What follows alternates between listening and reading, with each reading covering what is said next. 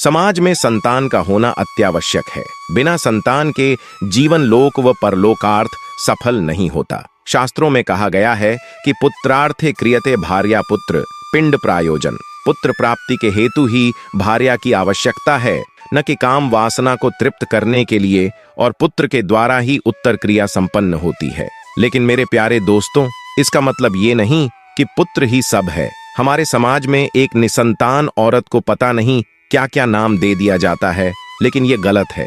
परंतु आखिर ऐसा क्यों होता है कि एक स्त्री के भाग्य में पुत्र प्राप्ति नहीं होती? आइए कथा के माध्यम से जानते हैं। प्यारे दोस्तों, किस स्त्री के भाग्य में पुत्र की प्राप्ति नहीं होती है और उसे पूरे जीवन निसंतान ही रहना पड़ता है, और वह कौन से कार्य हैं जो एक पतिव्रता स्त्री को अपने जीवन में कभी नहीं करने चाहिए, नहीं तो उसे पुत्र की प्राप्ति नहीं होती है। मित्रों, एक समय की बात है जब माता लक्ष्मी भगवान विष्णु से मिलने के लिए जाती हैं और भगवान विष्णु से कहती हैं, प्रभु, आज मैं आपसे 3 प्रश्नों का उत्तर पूछने के लिए आई हूँ। तो भगवान विष्णु कहते हैं, हे देवी, तुम निश्चिंत होकर अपने तीनों प्रश्नों को मुझे बताओ, मैं तुम्हारे प्रश्नों का उत्तर अवश्य दूंगा। तो प्रश्नों को बताते हुए माता लक्ष्मी कहती हैं कि वह कौन सी स्त्री है जिसके भाग्य में पुत्र की प्राप्ति नहीं होती है और वह पूरा जीवन निसंतान ही रहती है।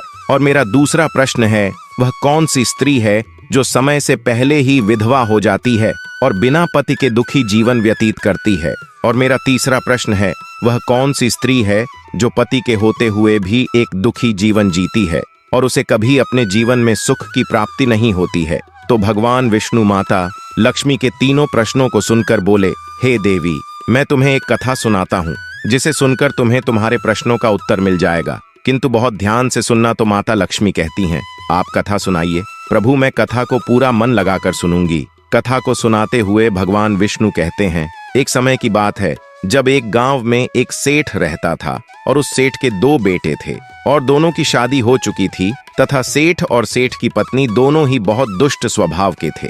और सेठ का बड़ा बेटा और उसकी पत्नी भी दुष्ट स्वभाव की थी, लेकिन सेठ का छोटा बेटा बहुत ही अच्छे स्वभाव का था और उसकी पत्नी भी बहुत अच्छे स्वभाव की थी और वह अकेले ही घर का सारा काम करती थी और घर में सभी के कपड़े भी धोती थीं। इतना सब कुछ करने के बाद भी सेठ की पत्नी और बड़े बेटे की पत्नी हमेशा उसका अपमान करती रहती थी। कथा को आगे बताते हुए भगवान विष्णु कहते हैं, सेठ की बड़ी बहू का एक बेटा था और छोटी बहू को एक पुत्री थी। सेठ की पत्नी हमेशा उस पुत्री को लेकर अपनी छोटी बहू को ताना मारती रहती थी। फिर भगवान विष्णु कथा को आगे बताते हुए बोले, हे देवी, अब मैं उस सेठ की छोटी बहू की कहानी अच्छे से समझाता हूँ, क्योंकि उसकी छोटी बहू की कहानी से तुम्हें तुम्हारे पहले प्रश्न का उत्तर मिल जाएगा कि वह कौन सी स्त्री है जिसके भाग्य में कभी पुत्र की प्राप्ति नहीं होती है। तो इस कथा को सुनो। उस सेठ की जो पत्नी थी वह पहले से ही बड़े ही दुष्ट स्वभाव की थी और उसके दुष्ट स्वभाव के कारण घर के सभी लोग उससे बहुत ज्यादा परेशान थे और वह अपनी छोटी बहू को बहुत ही ज्यादा परेशान करती थी। उसको परेशान करने में उसे बहुत मजा आता था। सेठ की छोटी बहू का नाम आरती था और वह बेचारी आरती घर का सारा काम करती थी। फिर भी सेठ की पत्नी उसे हमेशा बहुत परेशान करती थी। वह कितना भी घर का काम कर ले, पर सेठ की बीवी हमेशा उसे ही डांटती रहती थी। एक दिन जब आरती घर में झाड़ू लगा रही थी तो सेठ की पत्नी बोली, इतनी देर हो गई, तू अभी तक झाड़ू ही नहीं लगा पाई। मैं मंदिर जा रही हूँ और जब तक वहां से आऊंगी तब तक खाना बन जाना चाहिए। आते ही मैं खाना खाऊंगी। फिर वह बेचारी घर की साफ सफाई करके खाना बनाने में लग गई और खाना बनाते समय वह मन में सोच रही थी, मैं घर का इतना काम करती हूँ, फिर भी मेरी सास मुझे हमेशा डांटती रहती है और हमेशा परेशान करती रहती है और कभी भी प्रेम से बात नहीं करती है और घर का सारा काम मुझसे ही करवाती है। आरती यह सब सोच ही रही थी, तभी दरवाजा खटकाने की आवाज आई तो उसने सोचा, अभी तो खाना तैयार भी नहीं हुआ और लगता है मेरी सासू माँ आज बहुत जल्दी ही मंदिर से लौट आई है। फिर आरती दरवाजे के पास गई और दरवाजा खोला तो उसने देखा कि दरवाजे के बाहर एक साधु महाराज खड़े हैं। फिर वह साधु महाराज आरती से कहते हैं, बेटी, मुझे कुछ भोजन करवा दो, मुझे बहुत जोर की भूख लगी है। तो आरती बोली, महाराज, मैं आपको भोजन तो करवा देती, पर मेरी सास बहुत दुष्ट स्वभाव की है, वह मुझे बहुत डांटेगी और अभी वह मंदिर गई है, मंदिर से आती ही होंगी।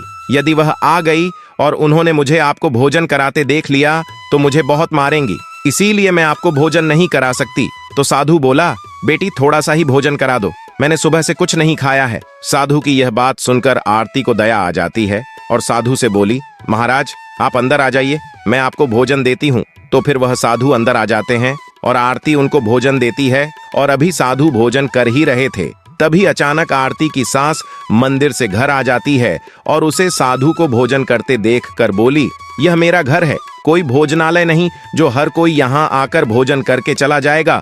और तुमने इस साधु को भोजन क्यों दिया? क्या अन्न मुफ्त में आता है जो हर किसी को अपने घर में बिठाकर खिलाती रहती हो? और यह कहकर उस साधु को धक्के मारकर अपने घर से बाहर निकाल दिया और उसका खाना उठकर बाहर फेंक दिया। फिर आरती से कहने लगी, तूने साधु को भोजन क्यों कराया? अन्न कितना महंगा आता है तुझे पता नहीं?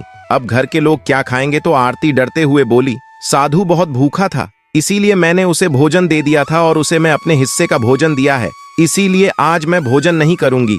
और इतना गुस्सा क्यों होती हो? भोजन तो मैंने उसे अपने हिस्से का दिया है। यह सुनकर उसकी सास ने गुस्से में आकर आरती को भी धक्के मार करके घर से बाहर निकाल दिया और बोली, जा, अब तुझे भी इस घर में रहने की जरूरत नहीं है और अब कभी मेरे घर में मत आना। फिर आरती दरवाजे पर बैठकर रोती रही, किंतु उसकी सास ने दरवाजा नहीं खोला।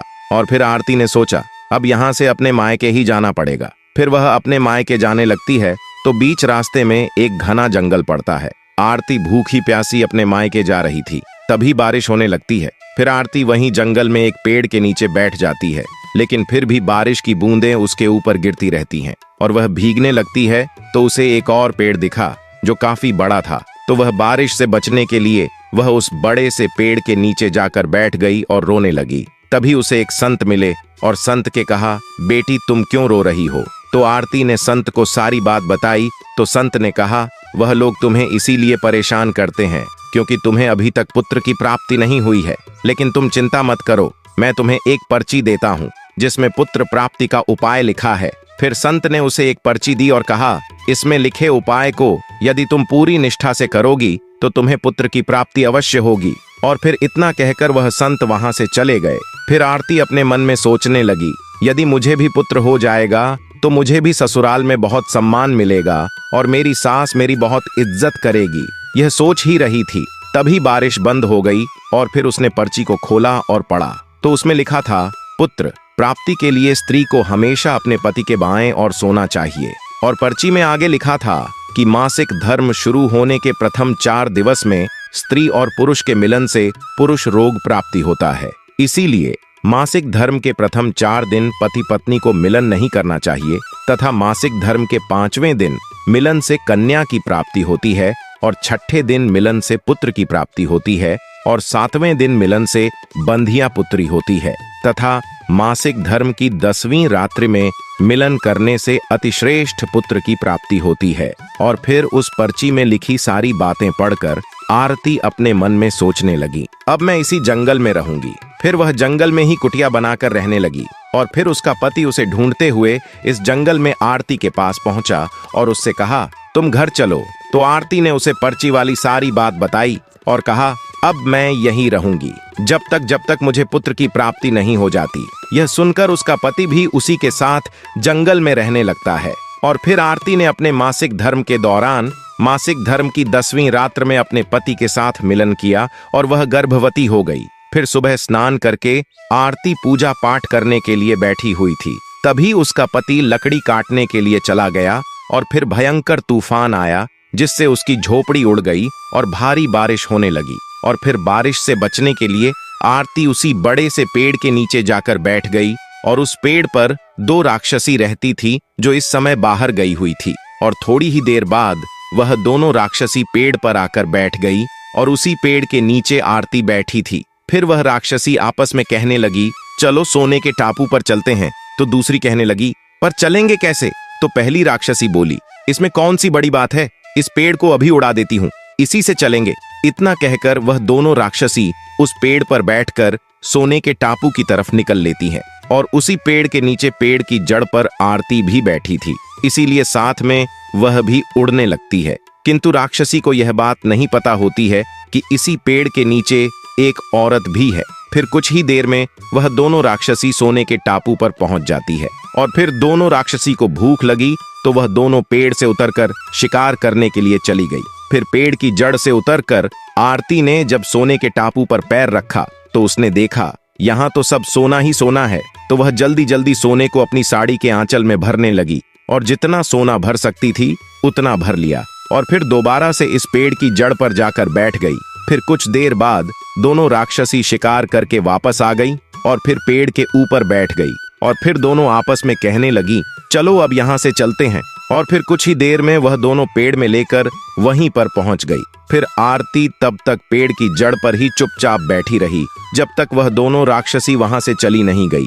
फिर भगवान विष्णु कहानी को आगे बताते हुए माता लक्ष्मी से कहते हैं, अब कहानी को ध्यान से सुना, क्योंकि यही से आपको पता चलेगा कि किस स्त्री के भाग्य में पुत्र की प्राप्ति नहीं होती है। तो माता लक्ष्मी कहती है, जी प्रभु। तो भगवान विष्णु कहते हैं, फिर कुछ देर बाद वह दोनों राक्षसी वहां से चली गई और फिर आरती उसे सोने को लेकर पेड़ की जड़ से नीचे आ गई और सोचने लगी, यह सारा सोना लेकर मैं अपने घर जाऊंगी और मेरी सास इतना सोना देखकर खुश हो जाएगी और मुझे परेशान करना बंद कर देंगी और मुझसे घर का काम भी नहीं करवाएंगी। आरती यह सोच ही रही थी, तभी उसका पति भी जंगल से लकड़ी काट कर आ गया और आरती से कहने लगा, इतना सारा सोना तुम कहाँ से लाई हो? तो आरती ने उस राक्षसी वाली सारी बात बताई और कहा, चलो अब हम लोग घर चलते हैं। तो उसका पति बोला, ठीक है, और फिर दोनों घर जाते हैं। और घर जाते ही आरती ने अपनी सास को सारा सोना दे दिया। फिर इतना सारा सोना देखकर उसकी सास बहुत खुश हुई और उसे पूछने लगी कि तुम इतना सारा सोना कहाँ से लाई हो?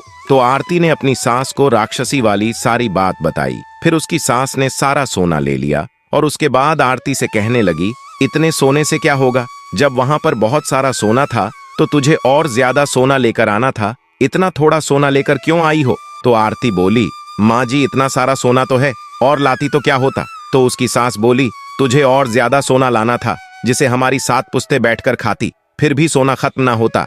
अब तू देख, इस बार मैं जाऊंगी और बहुत सारा सोना लेकर आऊंगी। तो आरती ने कहा, नहीं माँ जी आप वहां मत जाओ, वहां जान का भी खतरा है। तो सास बोली, नहीं मैं तो जाऊंगी और बहुत सारा सोना लेकर आऊंगी।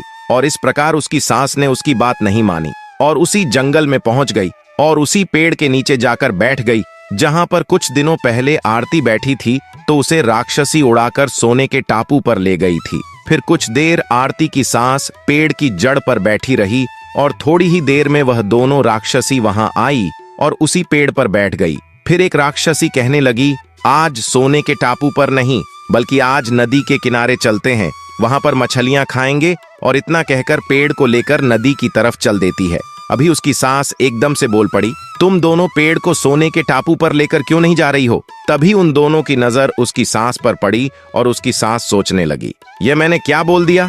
अब तो यह राक्षसी जान जाएगी कि इस पेड़ पर कोई और भी है। फिर वह दोनों ने देखा कि इस पर तो एक स्त्री बैठी है। तो दोनों ने पेड़ को बहुत जोर से हिलाया जिसके कारण उसकी सास पेड़ से नीचे गिर गई और उसकी मौत हो गई। उसके बाद जब उसके घर वालों को उसकी मौत का पता चला तो सभी लोग वहां पर पहुंच गए और आरती कहने लगी, मैंने सासू माँ को समझाया था कि वहां मत जाओ, फिर भी वह वहां पर सोने के लालच में चली गई। अब इनको लालच का फल इन्हें मिल गया। मित्रों, कहानी को आगे बताते हुए भगवान विष्णु कहते हैं, इस तरह उसकी सास की मौत हो गई, इसीलिए हमें लालच नहीं करना चाहिए। और फिर कुछ समय के बाद आरती को एक पुत्र हुआ और पुत्र प्राप्ति के बाद आरती बहुत खुश थी और उसने अपने घर में एक दावत रखी जिसमें उसने बहुत से पंडितों और संत महात्माओं को अपने घर पर भोजन कराया। फिर भोजन करके सभी संत महात्माओं ने उसको बहुत आशीर्वाद दिया और उधर सेठ के बड़े बेटे की बहू जो हमेशा आरती को पुत्र को लेकर ताने मारा करती थी, उसका मुंह हमेशा के लिए बंद हो गया। फिर भगवान विष्णु माता लक्ष्मी से कहते हैं, मेरी कथा समाप्त हुई, अब मैं तुम्हें तुम्हारे प्रश्नों के उत्तर देता हूँ। तुम्हारा पहला प्रश्न था, कौन सी स्त्री के भाग्य में पुत्र की प्राप्ति नहीं होती है और वह पूरा जीवन निसंतान रहती है? तो जो स्त्रियां संत द्वारा दी गई पर्ची में लिखी बातों के विपरीत कार्य करती हैं, उनके भाग्य में पुत्र की प्राप्ति नहीं होती है। और जो स्त्रियां अपने पति का आदर नहीं करती हैं और हमेशा उनसे लड़ती झगड़ती रहती हैं और अपने पति से हमेशा नाराज रहती हैं, उनके भी भाग्य में पुत्र की प्राप्ति नहीं होती है। इसीलिए प्रत्येक स्त्री को अपने पति का आदर सम्मान करना चाहिए। और तुम्हारा दूसरा प्रश्न था कि वह कौन सी स्त्री है जो समय से पहले ही विधवा हो जाती है और बिना पति के एक दुखी जीवन जीती है? तो समझ लो, जो स्त्रियां पति के होते हुए भी मांग में सिंदूर नहीं लगती हैं और न ही मंगलसूत्र पहनती हैं और जहां भी जाती है बिना सिंदूर और बिना मंगलसूत्र के जाती है, तथा पति के कहने पर भी उसकी बात नहीं मानती है और पराये मर्दों के साथ संबंध बनाती है, तो ऐसी स्त्रियां समय से पहले ही विधवा हो जाती हैं। इसीलिए एक शादीशुदा स्त्री को पतिव्रता जीवन जीना चाहिए और अपने पति के अलावा पराये मर्दों को नजर उठाकर भी नहीं देखना चाहिए। और तुम्हारा तीसरा प्रश्न था कि वह कौन सी स्त्री है जो पति के होते हुए भी एक दुखी जीवन जीती है और उसे अपने जीवन में कभी सुख की प्राप्ति नहीं होती है। तो समझ लो, यह वह स्त्रियां हैं जो सुबह देर तक सोती रहती हैं और सुबह 8 या 9 बजे के बाद उठती हैं और बिना स्नान किए ही भोजन बना देती हैं और पूजा पाठ भी नहीं करती है, और कहीं भी जाना होता है तो अपने पति की बिना आज्ञा के चली जाती है, पति के मना करने पर भी नहीं मानती है,